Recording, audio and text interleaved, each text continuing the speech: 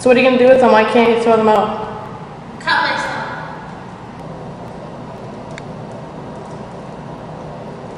Ashley, you need to give that to me.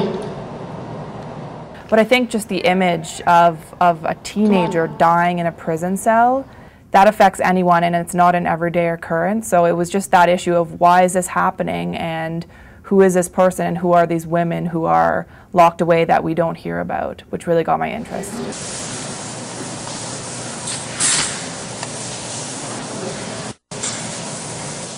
I think the Ashley Smith case, it just really got me interested in the women's prison system, and it got me thinking about it. And in the end, it's part of my story, and it's an issue in my story, but my story became so much more than that.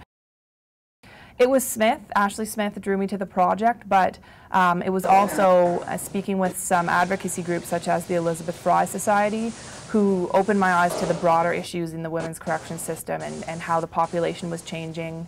More women were coming into the system and how it was growing, which then turned me on to the historical aspect of how much the system had changed so recently.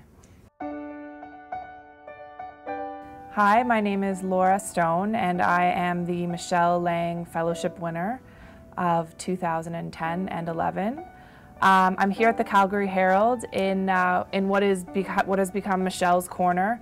It's a couch and a display dedicated to Michelle's life here in the newsroom.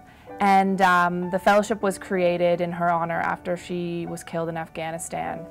And the point is to work at Postmedia News, the Ottawa Bureau, and also the Calgary Herald, where Michelle was based.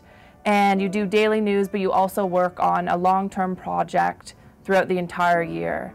And so I decided to do the fellowship because I was really interested in looking at some social issues that aren't really talked about in mainstream media and that a lot of people don't really understand or realize.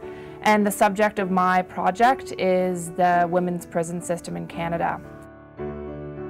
I learned of a bunch of changes that went on in the female correctional system throughout the past decade.